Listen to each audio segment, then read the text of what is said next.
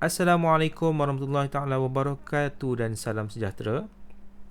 Bagi sesi kali ini, saya akan berkongsikan dengan tuan-puan berkaitan dengan clash analysis.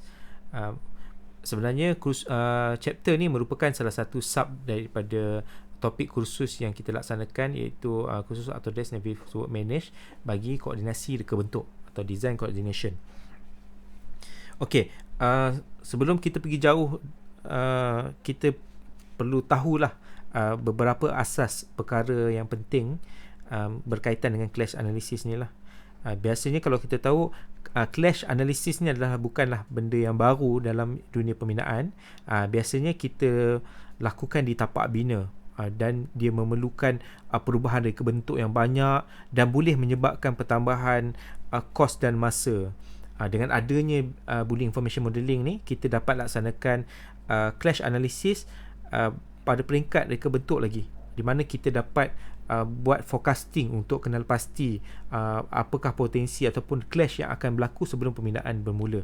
Di mana kalau kita tengok, kita dah buat digital construction dulu, maksudnya kita dah buat pembinaan secara maya dulu untuk kenal pasti. Jadi clash analysis ni memanglah proses yang sangat penting dan perlu dilaksanakan di dalam proses kerja bagi projek BIM. Okey.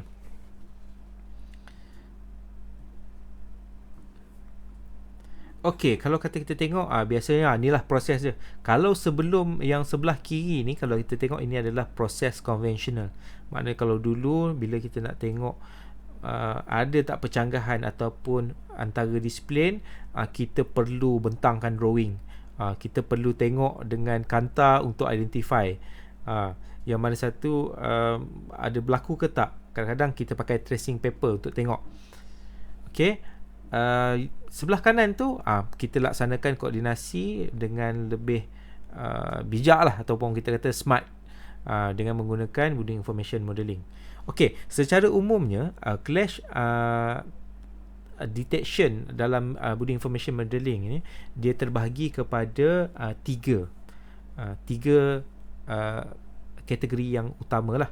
Yang pertama adalah hard clash, yang kedua soft clash, yang ketiga adalah 4D atau workflow clash. Okey, untuk hard clash ni, dia adalah two components occupying the same place, yang mana kalau kata kita tetapkan untuk clash tersebut apabila berlaku pelanggaran sama ada 1 mm ataupun 10 mm, maknanya dia kena je, automatically Autodesk Navisworks dia akan detect berlakunya clash antara komponen. Kalau kita tengok kat sini, antara beam dengan, kalau yang hijau tu adalah kabel tray ni, kabel tray dengan beam. Kalau kita tengok gambar yang sebenar ni adalah piping lah, maknanya pipe dengan beam. Maknanya dengan tenang je beam tersebut ditebuk lah tanpa proper treatment. Okay, which is kalau kata untuk on structure ni, dia memang sangat berbahaya lah, sebab kita perlu check dari segi in term of structure integrity. Yang kedua adalah berkaitan dengan soft clash, ataupun dalam Navisworks dia dikenali sebagai clearance clash, yang mana kita tetapkan tolerance dari segi jarak kelegaan atau ruang kelegaan antara dua objek. Contoh dia dalam case dalam gambar ni, kalau kita tengok casework ataupun furniture dengan kolom. Maknanya kalau kita tengok sini, memang kita nampak dia tak berlanggar. Maknanya kalau kata kita buat dalam kategori hard clash, benda tu tak berlaku. Tapi dari segi kelegaan, untuk kita buka pintu ni, so maknanya memang tak cukup. Maknanya ruang untuk kita buka pintu ni tak cukup. Jadi perkara-perkara ini dapat boleh dikenal pasti seawal proses reka bentuk. Okey, mungkin kadang-kadang kalau kita kata kadang semasa bila dah pasang tu baru tahu, alamak tak boleh. Contoh dia, kalau kita tengok gambar yang belah kiri ni lah, maksudnya bila nak buka pintu, rupanya tak lepas. Jadi maknanya kita terpaksa pula buat lubang khas untuk ni kan, which is tidak efektif lah. Bagi hard dan soft clash ni, kita boleh laksanakan melalui clash detective. Yang ketiga ni adalah 4D ataupun workflow clash, yang mana kita boleh semak scheduling clashes dan abnormalities as well as delivery clashes. Okey, dalam salah satu fungsi yang ada dalam Navisworks adalah kita boleh laksanakan timeliner. Maksudnya kita sesuaikan model BIM kita dengan kita punya program kerja. Contoh kalau kita tengok dalam gambar ni, maksudnya apabila diterjemahkan dari segi aktiviti dalam work program kepada model, kita akan dapati bahawa tiba-tiba aras atas ni dia dah konstruk dulu, tangga dah pasang dulu, sedangkan beam dan kolom tak naik lagi.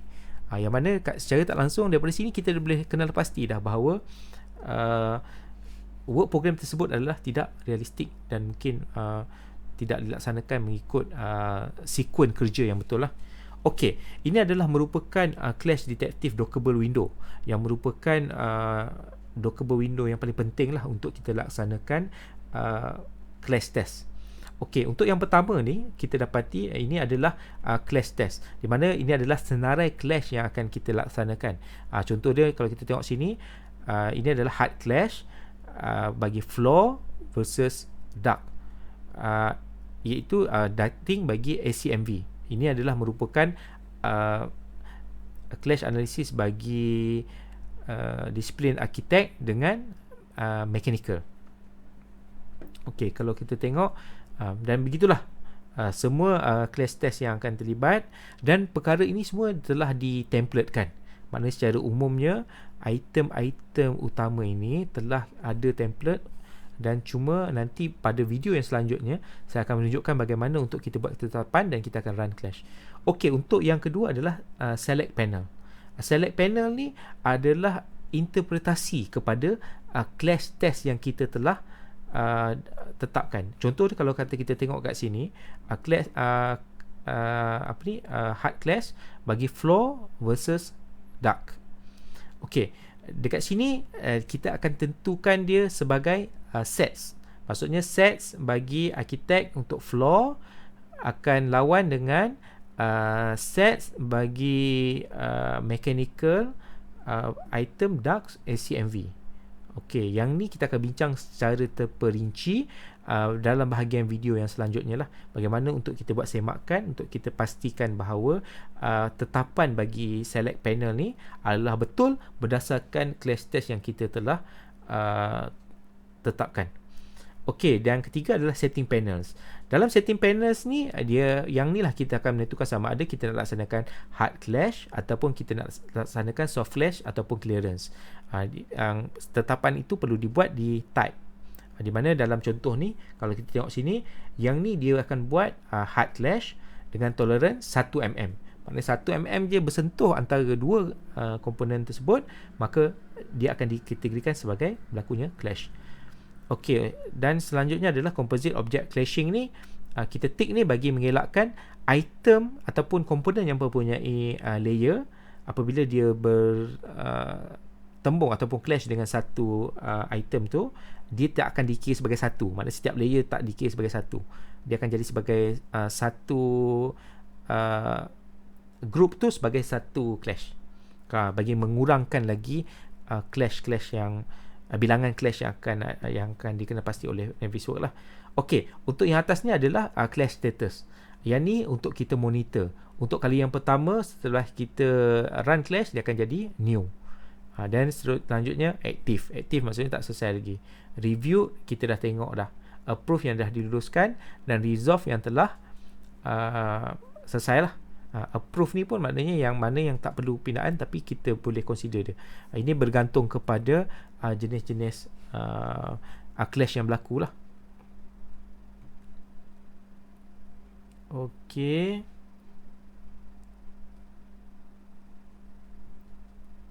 Selanjutnya kita akan tengok okey, ni masih lagi dekat clash detective dockable windows.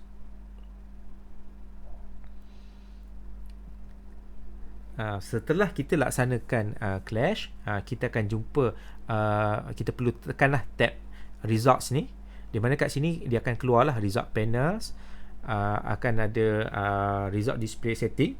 Yang ni kita bagaimana untuk kita tengok, tetapkan dari segi sama ada kita nak tengok keseluruhan clash yang ada ataupun kita nak hide. Maksudnya kita nak tutup yang lain dan kita hanya nak tengok clash yang item tu saja.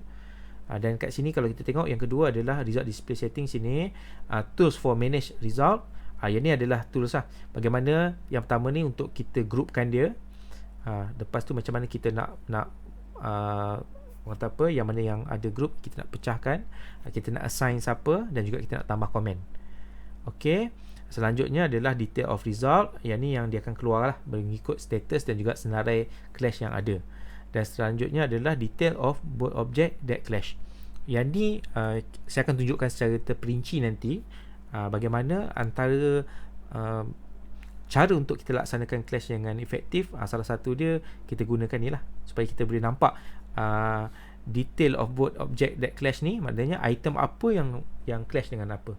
Contoh kalau kita kata roof yang sama tapi dia clash dengan 10 tiang. So sebenarnya kita boleh groupkan clash tersebut sebagai satu group clash yang sama. Okey, seterusnya ini adalah tetapan bagaimana masih lagi dalam Clash Detective Lockable Window, bagaimana untuk kita generatekan report content. Biasanya yang ni bergantung kepada macam report content ni dia bergantung kepada coordinator. Actually apa maklumat yang kita perlukan untuk kita bincangkan dalam mesyuarat koordinasi. Dan juga kalau kata tapi secara asas dia kita showkan seperti mana ni lah. Tapi kadang-kadang approve by tu pun sebenarnya tak perlu. Yang penting kita nak tahu siapa punya tindakan dan apa status dia dan bila kita start tarikh kita jumpa clash tersebut lah.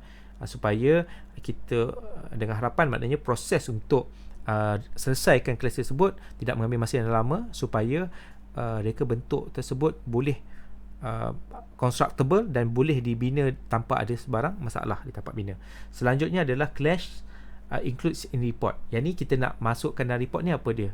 Maknanya clash yang baru saja ke, active clash ke, yang telah ditengok, di-review, approve dan resolve. Yang ni bergantung kepada keperluan koordinator tersebut lah.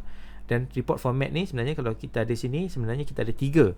Satu current test, satu lagi kita combine keseluruhan dan satu lagi kita combine separate.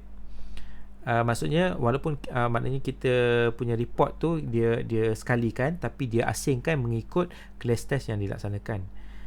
Biasanya kalau dari segi report format ni kita akan gunakan HTML punya format.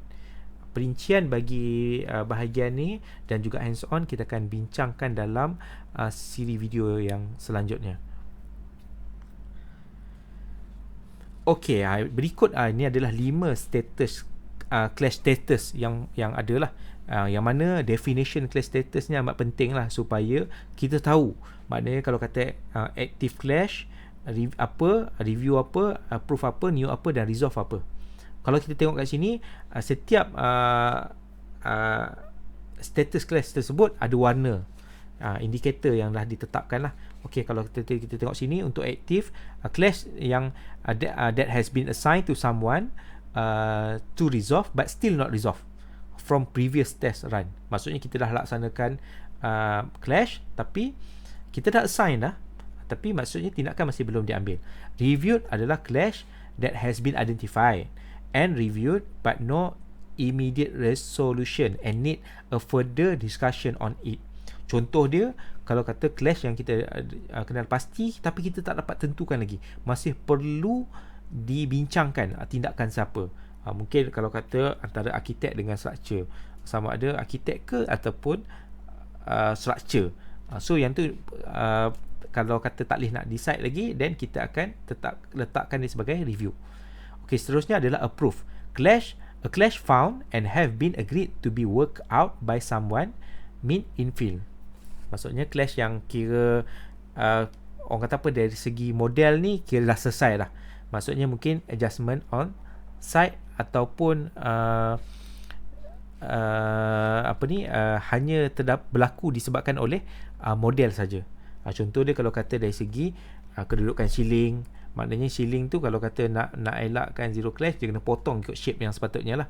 Tapi dalam model dia bersentuh dengan tiang contoh dia.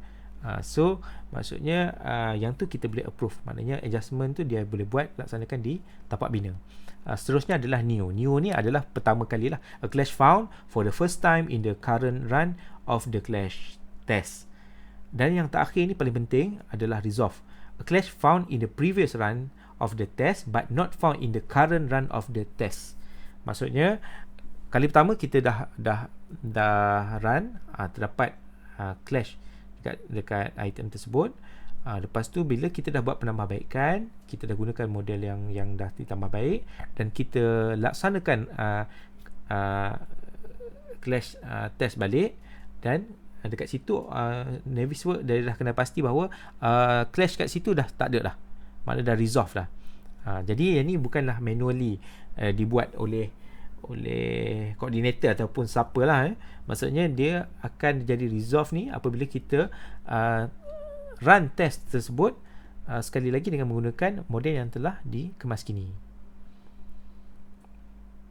Okey, yang ni secara umum lah. Actually untuk koordinator anda perlu tahu dan kena faham dari segi komponen dan model yang terdapat lah dalam disiplin lah, dalam setiap disiplin. Sebab kita nak kena tahu bahawa komponen ni dia sebenarnya berada dalam grup mana dan siapa yang punya, dan benda-benda ni semua amat penting semasa kita mengemaskinikan model kita sebelum kita melaksanakan clash analysis.